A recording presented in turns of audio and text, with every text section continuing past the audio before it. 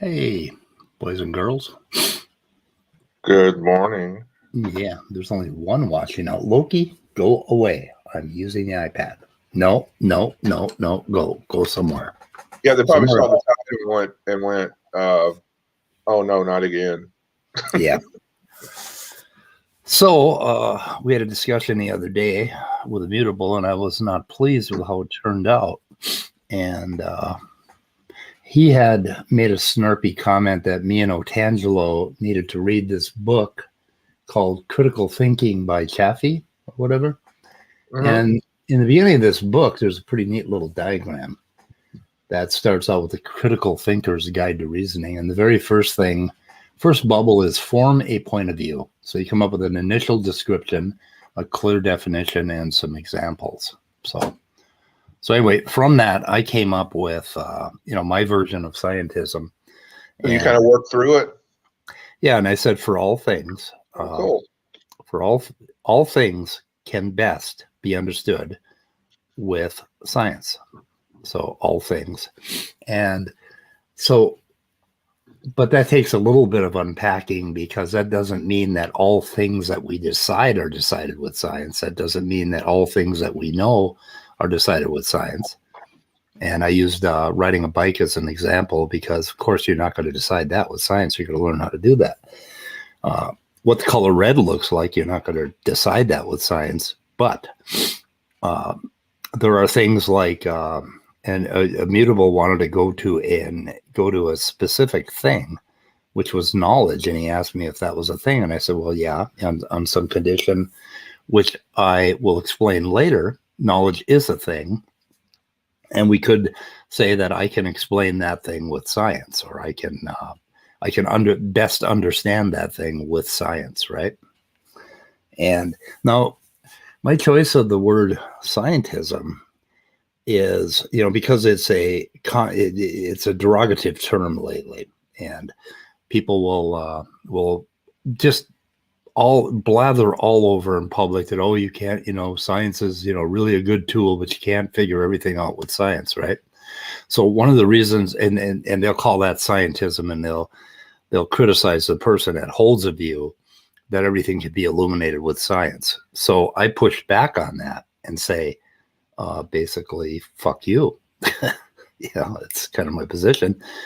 What you're saying, or what you're trying to weasel in to the equation, is that there are some other ways of deciding things, philosophy, social sciences, or whatever, that you think are better tools for the task, right? And Correct. You're going to ignore science. You're not going to take the scientific approach or the naturalist approach. And so I see it as sort of a weaselly way to worm in this. And I think logical positivism is kind of related to that shit. There was this whole, social trend, basically, that adhered to like behaviorism and psychology and all sorts of soft sciences, that they decided are ways that we're going to decide on things, right? These soft sciences. And I'm like, no, I'm pushing back on that by saying I'm a scientist. So I have a reason for choosing that label, because I'm making a statement, a strong statement, that first you look at science and you try to figure out what we can decide with science, and you go from there. So it would be like all things. So, but we wouldn't, if you and I were, if you and I had to take turns doing something, we probably wouldn't use science to do that, right? We just kind of like gesture between us, and I'd say, oh, you go ahead, and you'd say, oh no, you go ahead, and I'd say, fuck you, you go first. That sort of thing. And we'd work it out. We're not going to use science for that. We're not going to use science to learn how to ride a bike. We're not going to use science to decide on all of our laws in Congress. But if we have the scientist's approach, it will be a pressure to make us consider that science, has information that will help us understand what we're doing, right? Like for instance, bullying in school among children. Okay, if we have to make a decision on what we're going to do about bullying. Well, we're not going to make that decision with science, but we're going to make it after we understand the science of bullying, because the science of bullying has to do with the way our brains are structured and how testosterone works and how sexual selection works and all of that stuff. All of that's very, very important. And even evolution will come into that equation, So my pressure or my pushback is to get people to start looking at human beings as organisms from the top, basically, and try to decide, what is going on in us as organisms. So I think, my definition of scientism for me is that all things can best be understood with science, and that we would apply or try to apply science first to a problem. And then we'll go to the, whatever else we have, statistics, soft science, whatever. So does that sound well, except the only critique of that last statement I would make would be, but we use statistics to come to scientific knowledge. So, to say we'll use science before we'll use statistics and other things is kind of, I don't know, it's not self-refuting, but it's definitely self-defeating. Well, you see, I got a problem with statistics being considered scientific facts, that sort of thing. Statistics is like a microscope. It's like a tool that you use to look at something. And then science is trying to figure out, why is it that way? So with the, we've heard study after study about cholesterol, right? Going back 40 years. Uh-huh. And it was all done with statistics. And it's like, well, that's cool, but I don't really consider that science. I consider statistics a tool that told us something about a population. Now, if you want to do science, you're going to figure out why would cholesterol in your diet be bad for you, right? Yeah. Because we've seen one statistical study after another overturned. So if you think of statistics more as a microscope rather than science itself, I mean, you're thinking in terms of methodology rather than what the final conclusions of the scientific pursuit will bring you to. Yep. So, and then let's see, some examples, we could use are, knowledge, human knowledge. We could talk about that. We could talk about beliefs as a science. We could talk about, the idea of bullying in high school. And what other examples could we use? I think that'll probably be sufficient, but, as a set of examples to kind of explore where I'm going with all of this. So, and I don't know why I wish it would not detect my palm on this thing. It's kind of a problem. Anyway, I'm bitching. So how did I come to this point of view, basically? I think it was, number one, I am disappointed with philosophy. Okay, very disappointed with philosophy. And epistemology and ethics and a whole bunch of other things. I'm very, very disappointed with philosophy. That's because it never seemed to get anywhere. It was like all we did was argue over semantics. And, there was one ism after another ism. And every time you get an ism, somebody will attack it. Just like when I said scientism, a whole bunch of people come out of the woodwork and they want to attack my ism, right? So right away, there's isms, and then there's nesses, like the qualities of things that Yeah. people argue about. Yeah, and it just so I was disenchanted with where we get by applying philosophy to a lot of these problems. But then, granted, I am talking about scientism, and that is we're doing philosophy right now. Mm-hmm. So we're talking about philosophy, but hopefully we'll get somewhere without getting into a whole lot of semantics, that sort of thing. Now, the other thing, the counter view that Immutable offered was all knowledge can be derived or attained from science, right? That was his definition of scientism, or the one he got anyway. Yeah, and and I said that was too broad because knowledge is too broad a category. So I wanted to look, I wanted to say that understanding things is one thing, but saying all knowledge was a step too far for me. So I didn't really care for that, because that's a pretty easy straw man to shoot down. I mean, that's just dumb, that all knowledge, like my knowledge of how ribeye tastes is not going to be attained with science. So I don't hold to that position. It's a position I don't hold. Yet I will say I'm, I hold the position of scientism. I mean something else by it. So. Gotcha. Anyway, so how did I come to this view? It basically, it was through, this disappointment with philosophy, and with just constant arguments and back and forth and never actually really coming to any view. And then the next thing that I developed was naturalism, right? So I came to naturalism over all of my lifetime, basically. I think I always have been a naturalist, but I came to become a harder and harder naturalist as I went along. And when I came to naturalism, well, there was and physicalism, so those things. When I came to that view, there was a lot of pushback on physicalism because of philosophy of the mind, right? Right. So there's tons of pushback on that. And so we got into, we got P of mind, basically. So on a forum for years and years, I got into fights with non-physicalists, or people that were dualists, or people that were idealists, or whatever.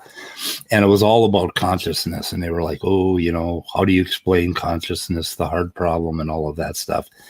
And so the next thing that I did is I got out some science books and basically started reading about neuroscience. Okay. And I started reading about evolutionary psychology is how I really got into it first. That was even before the fight over, physicalism in the mind. What am I? I'm combining two different words. Yeah, you're making new words as we speak. Yeah. Change in action. Neuroscience. So I came to neuroscience, and then evolutionary psychology, kind of as so EvPsych. And there's a lot of, and EvPsych is another field where now it's become a dirty word, just like scientism. If you say you're an evolutionary psychologist, you'll just get all kinds of shit over it, right? I think Dr. Dan even hates it. But what they hate about it is not evolutionary psychology, but what they hate about it is what happened to it in the public sphere. Just like James Tour hates abiogenesis in the public sphere, right? He hates the pop ideas about, EvPsych. All of these just so stories came out, and some of them were just so stories, right? Little empirical support. And so it got a bad name. But evolutionary psychology basically muses about how primates evolved and what things went into primates. Like, for instance, sexual selection, sexual dimorphism, which is something Erica specializes in, I believe, and that sort of thing. That's all about evolution. And we want to avoid just those stories, but that doesn't mean we don't want to know what evolutionary pressures made us the way we are, right? Okay. So anyway, so when I got to neuroscience, and combining neuroscience and naturalism, I came up with this crazy idea of a God's eye view. So that was my fifth thing here. So I come up with GEV. Well, what is GEV? So GEV is basically, hang on a second here. So GEV is what we're trying to do when we try to understand the world. Okay. When we try to understand the world, we're here, we're this little guy right here observing the world, trying to understand the world, right? So we're trying to understand W. So we can, do geology, we can understand rocks, we can understand all of that stuff. All of that stuff's in third person, right? So we can understand a great deal about the world with God's eye view without ever actually taking a God's eye view, right? But there is a point where we get into trouble, and that is when we try to look back at ourselves. Okay, so what are we, and what are human concerns, right? So now we necessarily have to step out of the frame. So we were in a frame here, right, where it's me observing the rocks. Okay, that's one frame, third person, right? But if I'm observing myself, okay, what frame am I in? Necessarily, I have to get rid of myself and put myself over here and observe myself, right? So now this is a different kind of frame. It's a wider frame. So all humans are going to be inside of this world, and we're going to be trying to step outside best we can and look at human beings. And what I notice is that when I argue with people about the mind or anything else, they keep going back and forth between these two frames. They keep talking about human language, customs, things like that inside of, as if these are things out here. Like they'll talk about abstract objects. So just to be clear for the three people that are watching, GEV means God's eye view. God's eye view, yeah. Okay.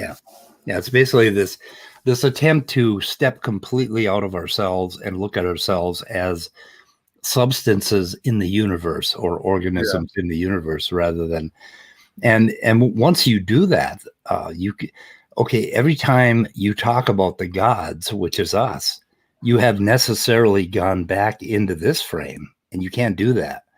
So the first rule of God's eye view is you never fucking talk about the gods, ever.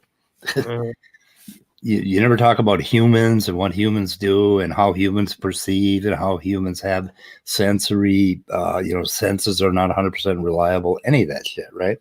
You try to get out of it. So basically you take the God's eye view of humanity. So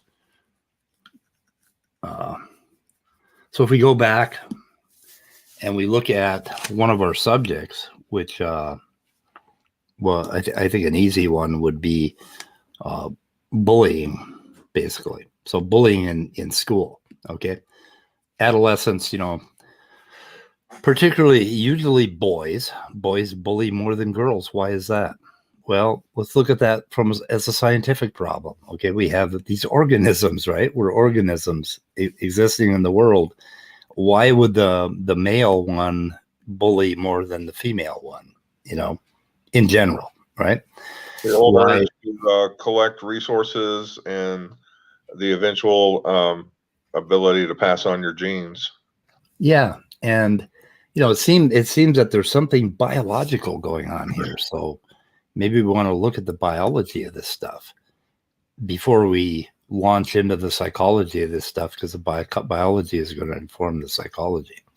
So I'm saying that it's very important that we use science to understand problems like this, like bullying, because we're going to run into, you're going to find that it gets worse at around age 12 or 13. Well, gee, why is that? Testosterone, and why is it always just seem like it's kind of a little bit about sexual selection, testosterone. Whoops, I moved my thing. So, things like that. So we can become highly informed about, suppose that every kid, particularly males, because of the combination of culture and biology, those two things together, ends up being in this class of males, okay, with the top sports people bullying, the lower tier, and we got the middle tier, right?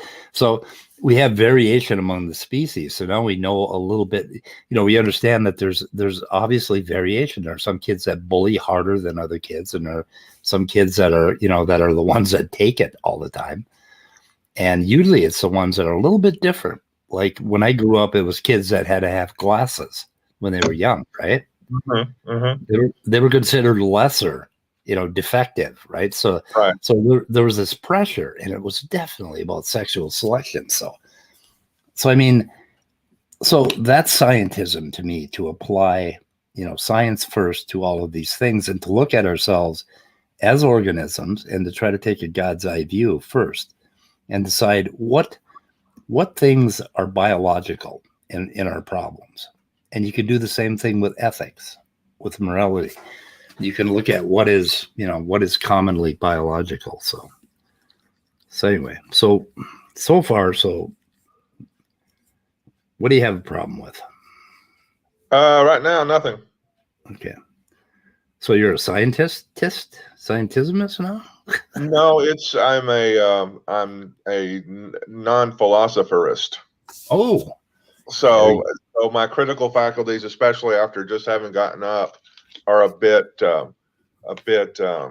weak. Yeah, a little bit dull. And besides, this is my phase where I follow that old advice of seek first to understand, then to be understood. Yeah. So I'm trying to get an idea of where you're coming from, and you're trying to be able to state it without getting a lot of blowback. Yeah, because blowback before I've actually stated my position isn't going to be helpful, because one of the reasons that I'm doing this whole thing, one of the reasons I want to engage in a conversation about it, is because I'm not entirely sure what my position is. Are you? Yeah, exactly. Yeah, I mean, there are things about your position that you may not see, so you have to come up with a initial description, a clear definition, and some examples to try to figure it out. So, okay, so the other one that I came up with was knowledge, the big K, which I really like. I like talking about knowledge. So how do we look at knowledge from the scientismist point of view? Well, we have an organism, okay? And that organism is here on Tuesday at time T0, right? And then we have an organism over here at time T1, okay? Same organism. So there's the timeline.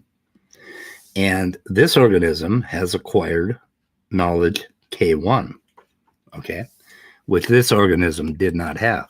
So we ask ourselves, what is different between organism on Tuesday and the organism over here on Friday? So we got Tuesday and Friday, okay? So what is different? What could possibly be different about the organism over here? Physical aging. Well, but how do you, like, if I've never heard of, what is it? Never heard of schetsicles. I don't know what a sketsicle is in the human biology, right? So I never heard of schetsicles, or in biology, say, there are some schetsicles in the force, and now I have no knowledge of schetsicles, and over here I have knowledge of schetsicles. So obviously something's changed about me. Something, right? I've gone through a couple of sleep-wake cycles, and I read about schetsicles, and I learned the word. There's no such thing as schetsicles, by the way. Understood. That's an example. Yeah, I just made it up. I wish there were skepticals because I'd sure as fuck learn about them. But Yeah, anyway, yeah, something new to learn is always good. yeah. So what's different about you right now that I just told you about skepticals that we came up with this example? Well, based on previous conversations, the state of memory in your brain, you now have memory circuits that contain skeptical, its definition, perhaps narratives about its behavior. Yeah. Basically a whole lot of neural connections. Like right now, because we just made this up, you are different than you were before I uttered the word skeptical. Now you have that word in your mind, you're probably never going to get rid of it. What have I done? So I made a change in your mind, basically, from this position here to this. What would this be? This would be T.01. Right. And the change occurred in your hippocampus, basically, which is where we keep really temporary memories. And if you go to sleep and if you think about this goddamn thing too much today, it's going to start to integrate into other parts of your cortex in your brain. It's going to make sense. Not even dream of skepticals. Yeah. So if we call knowledge that, just this basically changes in synaptic wiring, then that knowledge becomes very broad. I mean, it's just a huge, subject, right? Right. So it's going to involve skills and language, learning language, and it's going to involve learning facts. It's going to involve some things that you can't even find words for. There are some things that you cannot extend. So you cannot extend with words. Maybe our language doesn't have words for it, but Icelandic languages, they have the words for it. Yeah, but a lot of things like the feel of skeptical, Yeah, because it combines a whole lot of other knowledge, like feel type knowledge, the feel of the word or the feel of the idea, right? Those things you're not going to be able to talk about with language or whatever. But anyway, so knowledge becomes this really broad field, and then we can start looking at particular types of knowledge. So that would be the initial thing. We say, okay, what changed in the organism? Let's take a God's eye view and say, okay, fine. So knowledge is a change in the organism. Now, I have never seen epistemology done that way. And all the epistemology books I've looked at, they've never started at that point, right? And started talking about what exactly changes. So, how can we be, because the one of the things that you'll find out is that there's this gradient with, knowledge. I mean, there's this huge gradient of different types of knowledge. And it's very almost impossible. But when you reduce it all, so we reduce it to synaptic change, right? When you reduce it in that way, you quickly see that there's a lot of fuzzy lines here along this, right? And I think that tells us something really important that we may have missed if we just started categorizing knowledge and dividing it into, skills, language knowledge or, semantic knowledge, memory, shit like that. So, we see how knowledge of scientific facts is related to knowledge of or the memory that I just got a cup of coffee a few minutes ago. We can see the similarity between those two widely ranging different kinds of knowledge. So anyway, so I think so that's why I think a scientismist approach is highly valuable and should not be shit on in the way that it is shit on colloquially. And that's why I said I was a scientismist. So I think that's about it. Yeah, well, as I read on epistemology in the couple of books that I've ordered and are being shipped over here to me, even no, not today, tomorrow, I think. Yeah. I'll be thinking about this particular point of view, and especially the basis of epistemology, because like the one book I was looking at in the Look Inside feature of Amazon with that. I'm trying to think how it started the entire conversation. It was basically what is knowledge, and gave a definition of knowledge. So, and do you remember what it was? For sure. I think it was that it was. See, I looked at both of them, but I think I'm thinking about that small one, that you recommended. Yeah, the short introduction. Yeah. To epistemology or whatever. Yeah, I think I wish I could find that. I know it's behind me somewhere. We have a request to come on into the stream. Yeah, but I hate people. Who's requesting? You hate people? Yeah. You're a crusty old contrarian? Yeah. Yeah, I suppose we could open it up at this point because, well, a misanthrope. Yeah, one definition of knowledge is justified true belief, and I'll say, fine, okay, so we got a human being. Human being acquired some knowledge here, right, at time T1. So now he has K1 inside of him, right? And now we can talk about basically how K1 relates to this so-called truth value. So K1 is about something. So it's about an object, O1. Okay. Number one, is what K1 thinks about O1 true? Does it equal T or F? Yeah. So is it, is it a true belief? And is it justified? In other words, does T1 have sufficient reason to believe that? Those are. Well, it sounds like you have a bunch of B's in your bonnet too, like B being belief.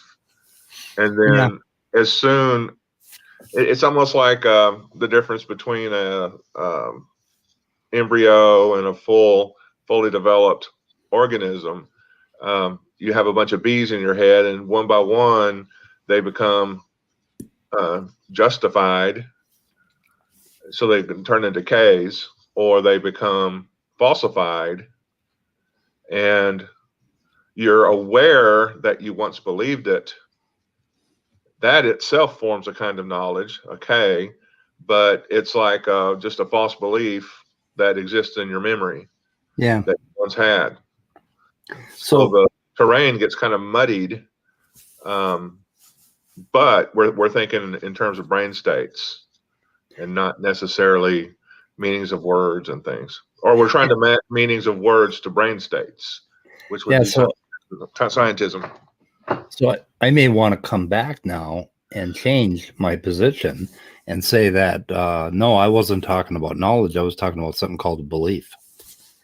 So we'd have to start hashing out what a belief is and how. The problem with that is my knowledge covers skills like riding bikes. Belief doesn't, cover skills like riding bikes. Right. But we can. So maybe belief is like a subset of this more general knowledge I'm talking about, but that is turning epistemology inside out because they start with a belief and then they talk about justified true belief, right? But they're talking about a particular kind of knowledge, like a fact about the world.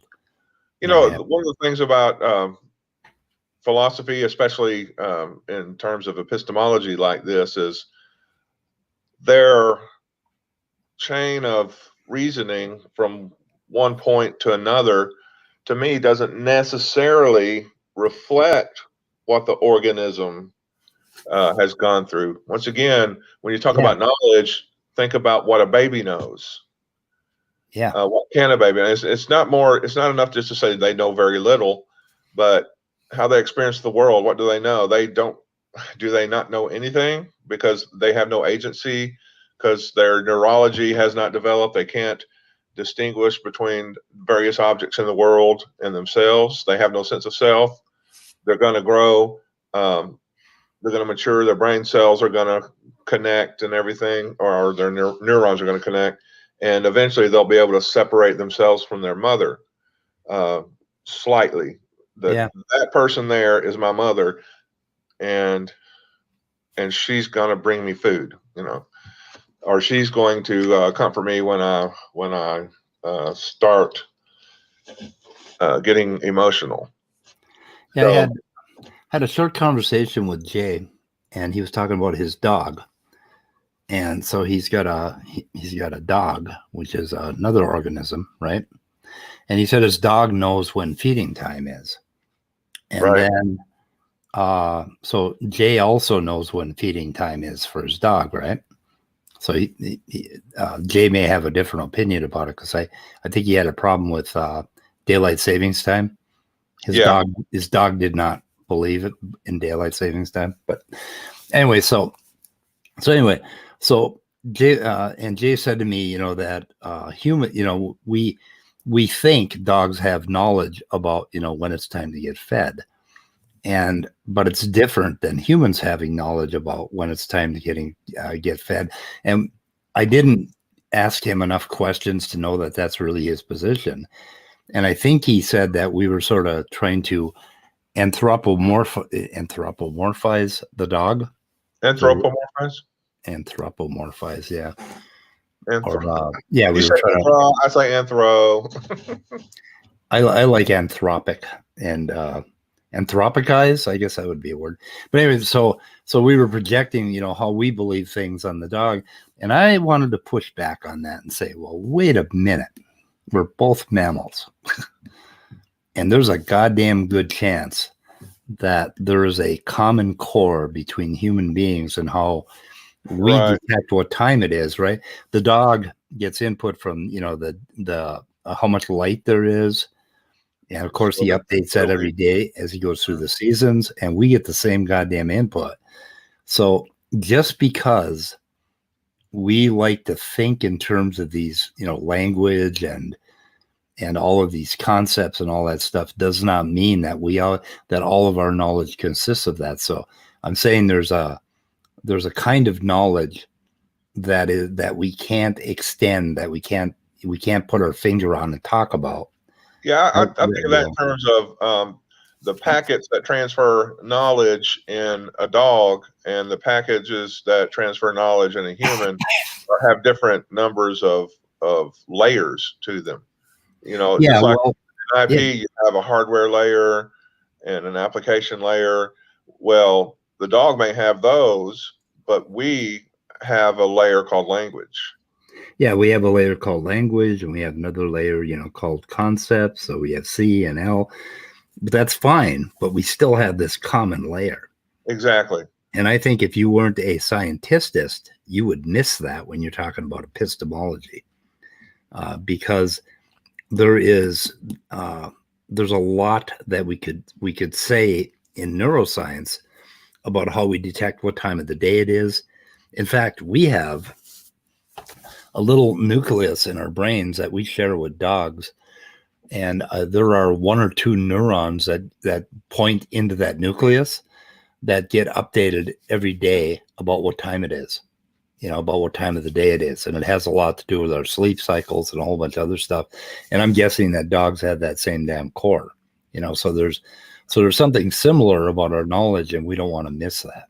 So anyway, so that's why I like this, the approach of taking a God's eye view and looking at us as organisms and not getting because the thing I push back on is this fucking getting into, we're inside of ourselves trying to figure out what these loops are doing, right? Yeah. And we trip on semantics, and we trip on our language and our meanings and all of that stuff because we don't think all that fucking good about all this concept language stuff. We're not that good at it. We're probably not a hell of a lot better than a dog. Well, like I said, I just think the explanatory body of the philosophical arm of epistemology needs to add the language about biology and neurology to it. Yeah, they would argue against that, I think, because I think it's almost a a false, I don't want to say false narrative, but it lacks perspective. But like I say, as I read about epistemology, I'm going to be looking for signs of that. Yeah. To see where this may not be that helpful because you're only talking about in adults and you're forgetting about how knowledge is in the developing human brain. Yeah, my main critique of a lot of philosophy is that they never go back and consider that they were once a zygote and somehow they were a baby and they acquired all of this knowledge about the world. And basically I want to talk about that. So I think what I'm saying is that we should ground everything in science and in this GE view, God's eye view of neuroscience, and talk about ourselves as organisms, basically. So anyway, could you? I don't think that's a irrational position. No, the only thing, and I don't know this for a fact, but the only thing that perhaps it could be accused of is not taking enough of the positions of epistemology into account. That maybe it needs to be more fully integrated with a good faith account of that philosophical arm in mind. And you can always be on the lookout for more neurologically oriented treatments of epistemology. Yeah, I wouldn't, okay, once you have that grounding, and that understanding that, there's this zygote basically that turns into a human being, then you can look at things like JTB and say, well, okay, well, let's flesh out JTB. It's almost, and I hate the fact that I'm going to computer and computer network analogies. It's almost like epistemology is trying to develop an operating system or an app, but in doing so, they're not aware of the firmware and the hardware underneath. Yeah, that is a good analogy. Yeah. I mean, hold on. Isn't that what the unconscious, subconscious, and consciousness are supposed to be? Different layers of the software. According to Speed, those don't exist. So I don't think the analogy works there. Good point. I mean, that's definitely something to dialogue about. No, it's just, I mean, ignorance is not the unconscious. Well, it is kind of, because, but that's a whole nother subject. The unconscious has nothing to do with ignorance. The unconscious is just the process that controls your body while giving you room to do anything else you need. It controls your breathing. It controls your heart rate. Now you can obviously control those to some extent while meditating. It doesn't. Isn't that more accurately? Doesn't that more accurately fall under the idea of the autonomic nervous system? Well, yeah, that's basically what the unconscious mind is, right? It controls the body, it controls the body, but it also, it's also responsible for, how do I put this? How do I phrase it? Like, it's responsible for, for basically keeping. Moving on. I don't know how to phrase it, but yeah. Gotcha. Yep. So, looking at justified true belief, there's a lot more going on here. Okay, so in the organism, we've got a belief, and then the belief is about something out here in the world, right? Some kind of object. So there's this knowledge of what the object is, and then so there's knowledge of what the object is, and then there's a belief about the object, right? So the belief is what we're looking at. In addition to that, we're talking about how one would justify that belief, right? So, I mean, you can unpack it that way. So the justification of the belief is going to be what? It's going to be sort of a commentary on what you know. So there's three different things here: justified, true, and belief.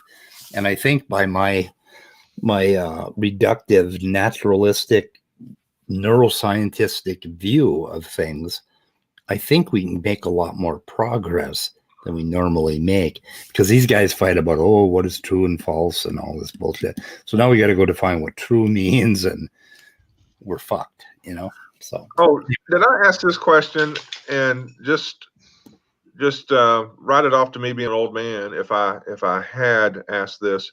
But what would you say if somebody, instead of saying God's eye view, said transcendent view? Oh, you don't like the God word?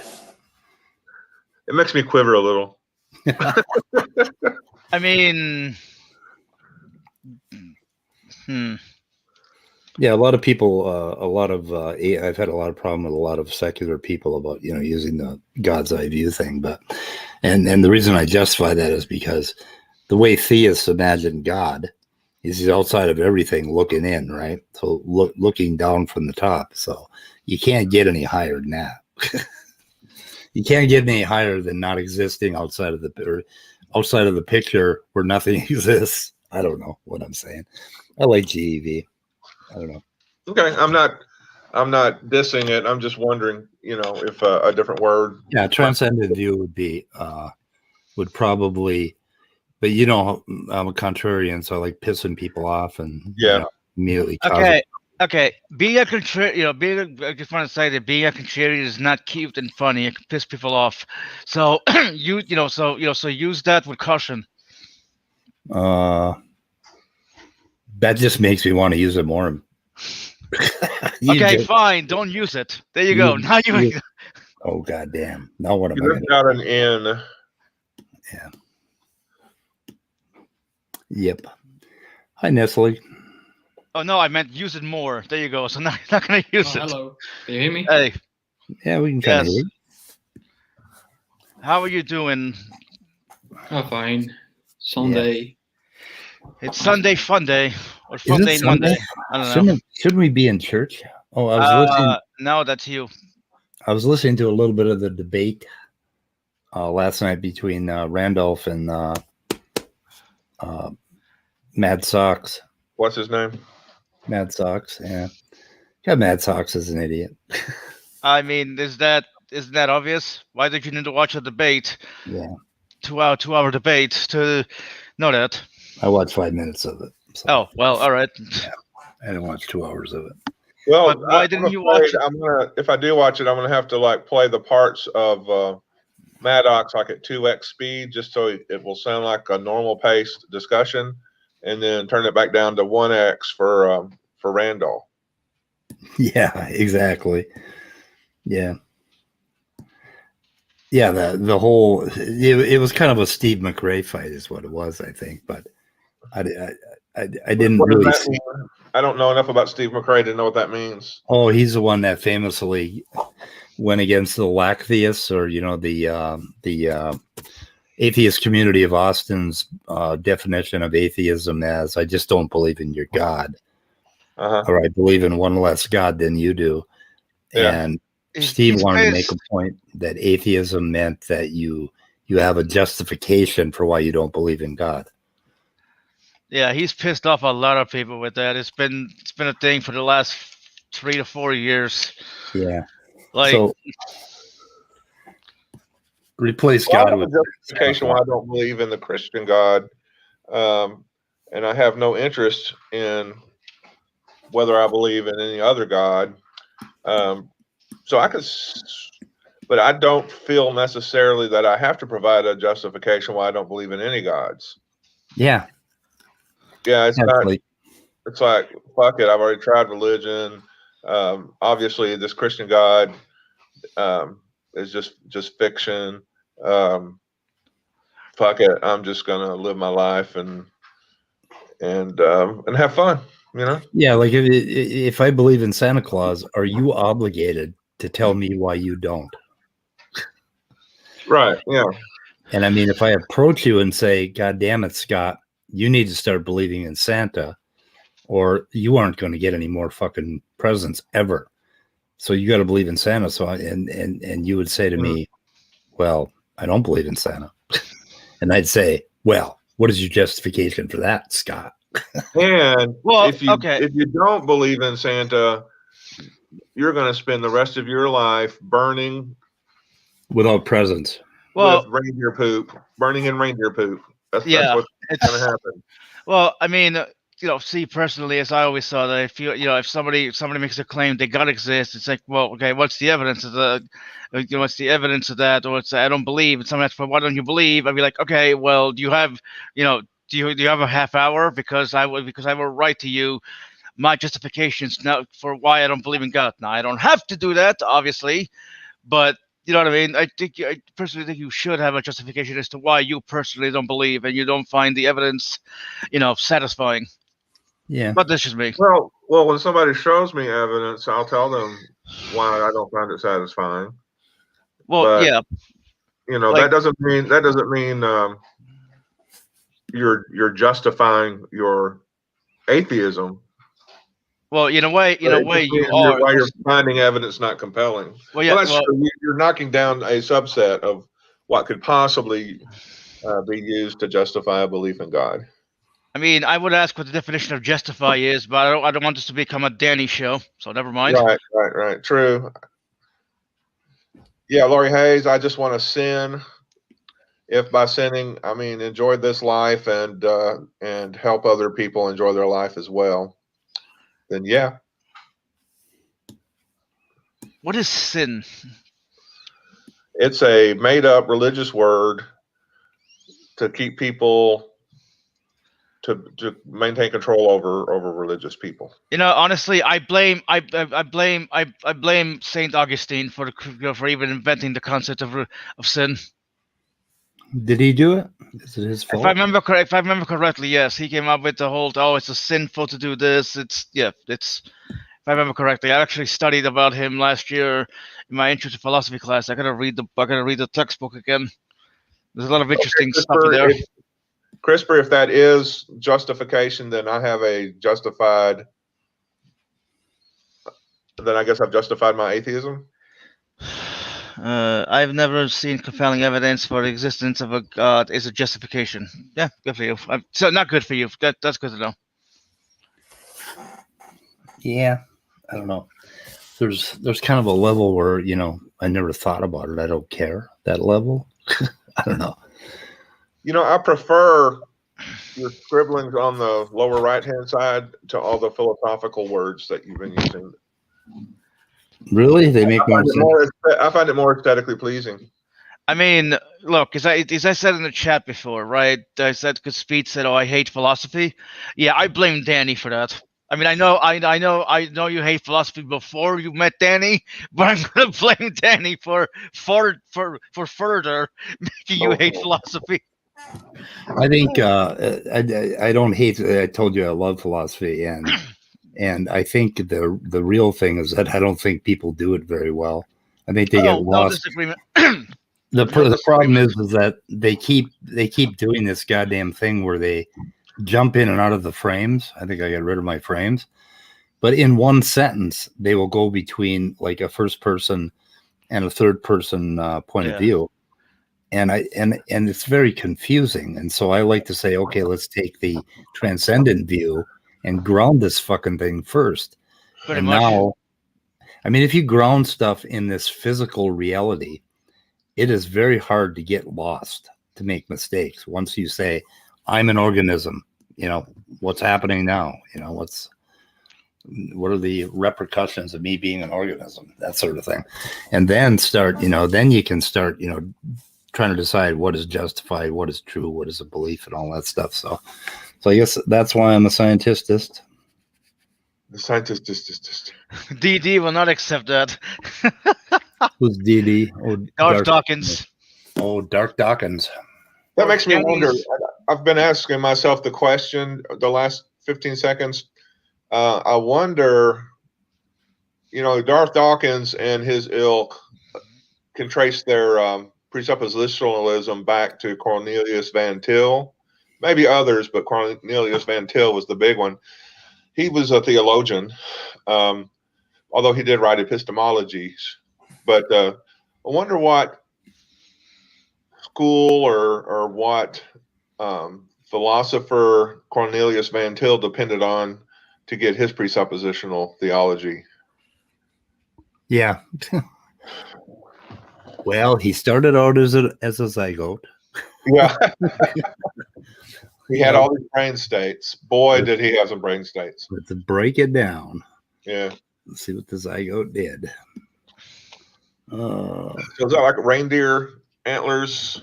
Nope, it's a kind of a club moss sort of thing that Okay. evolved on planet. What's it called again? What is our planet called? Earth. Sol. See, I already forgot what's Sketsicles. Sketsicles. Okay. So you're Yeah, drawing these- sketsicles. Well, these are Sketsicles on planet Goobly Gop. So Okay. these are Sketsicles that evolved. So anyway. And that thing next to it looks like a psychedelic hamburger That's Kafai's brain in a wrapper. on a heroic dose. Okay. That's what Kafai's brain looks like on a heroic dose. I like that yellow burst. I like this burst too. I don't know how I did that burst. I think I did that burst by, first of all, doing that. Preserve that burst, man. And then, I don't know. I can't do the burst again. I can't draw for shit. Was that your first burst? Yeah. Anyway, I feel happy about what I told you about scientism, and why didn't I feel happy when I talked to Immutable about it? Probably because I didn't really push back as hard. Yeah, you Oh. didn't straw man him. It's Yeah, your because fault. I'm really not good with philosophy. You know, Well- I'd probably be like a second grader in terms of philosophy. So I mean, Okay. don't. So if you had pushed back really hard, what greater good would we have achieved? Well, okay. maybe the maybe points for you to clarify in your Okay. mind or to deal with. You know, you could Yeah. be pushing back can be a constructive process. And that's what I was trying to say, right? Just because somebody Yeah. pushes back, it doesn't mean that now both parties may get to a point where even though both parties understand each other, they just can't get anywhere. But being strawmanned, even intentionally or unintentionally, doesn't really work. So I can understand why you were becoming frustrated with Mr. Yeah, did you- Static. Did you see the straw man that he was? I did not. But having Okay. talked to Immutable many times and being strawmanned, I can understand that. Oh, okay. Got it. Ooh, that Yeah, is a nice. It's a pretty good burst. It's a bigger burst. That's a good burst. It's a stronger burst. It's huge. It's a huge burst. It's a good burst. It's the best burst you've done so far. I've Now, the done a first good burst was not the worst. I'm sure one of these days you'll do a worst burst. Worst burst. Yeah. I think I'm gonna name this Sketsical. Okay. That's a Sketsical. Well, let us know when you have a studio set up to show off your work in. Anyway, okay. So this book on thinking. Critical thinking, 12th Critical edition, 13th edition. Yeah, there's some. Let's share the screen. Yeah. Okay. Application window. There it is. Anyway, can you see that? Hey, could you not send me this book? Not send you. Yeah, the double negative. It should clue you in.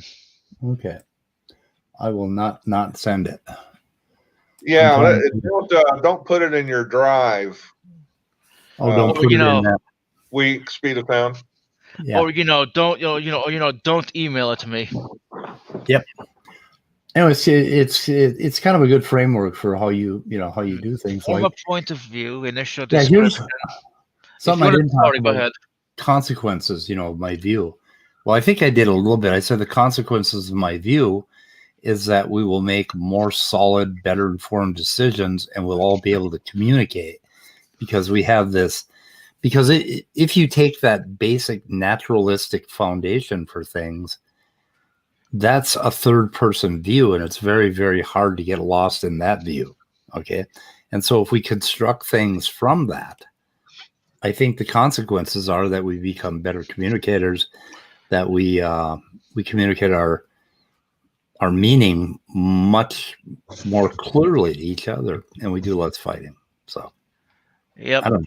So I think that's consequent. But anyway, this is a book, and let's see, what are the chapters? Thinking critically, solving problems, reasoning critically, sort of thing. Okay, you know what? I definitely have to read this book. Whoops! I just fucked my burst up. God Yeah, damn. this is definitely good. Thinking critically, solving problems, perceiving and believing. That's You a have- big one. Do you have access to the Horseman Drive? I do not. I'll see about putting it out there and giving you access. The Horseman Drive has papers and stuff like that in it, just for atheists. It's Nice. no. There's only one theist allowed. And, Saigar. Yeah, makes sense. And Midnight, do not mess it up with porn. Oh my I'm- god! I'm not. Wow, that's wow. I'm insulted. What the fuck did Actually- you think? Actually, put it in a separate folder. What? Oh, okay. So you want me?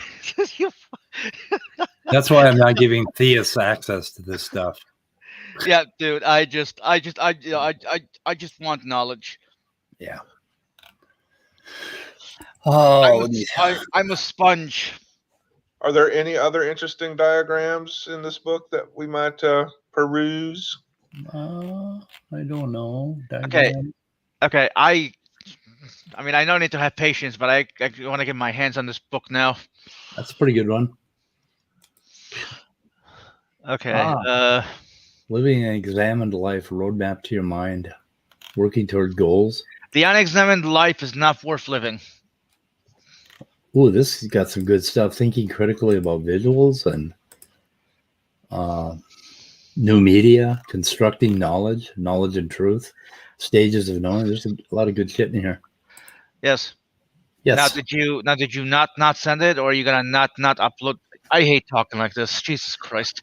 I'm trying to find it because I don't know where the fuck it is. Let's see if this thing will give me a clue about where it is. It's in downloads. So It's in what?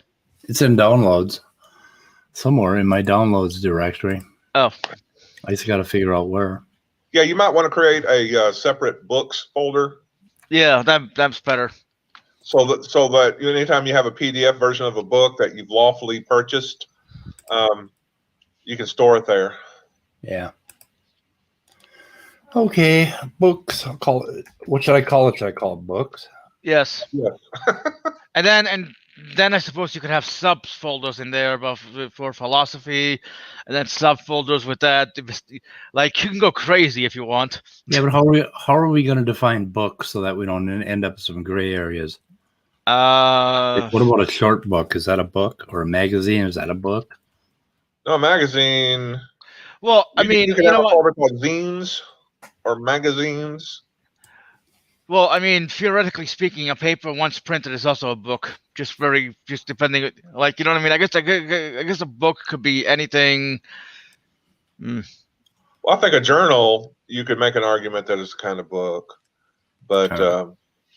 but it's more like a magazine to me. But still, no, magazines are short, floppy. Although not necessarily short, because like New Yorker has sometimes some pretty big articles. Yeah. Yep. So I don't know. Now that we've walked off this ledge, I think we need to end this broadcast. Yeah, we're really committing streaming Yes. suicide here. Okay. So Scientism 201, I'm kind of happy with what I said and what I came up with. And if Immutable wants to do a comeback video, he is welcome to do that. And so And- you are feeling like you've expressed yourself. Yeah. I feel like I may have been understood. I don't know. Can I say what you usually say? Yes. Goodbye, cruel world. Awesome. You don't have to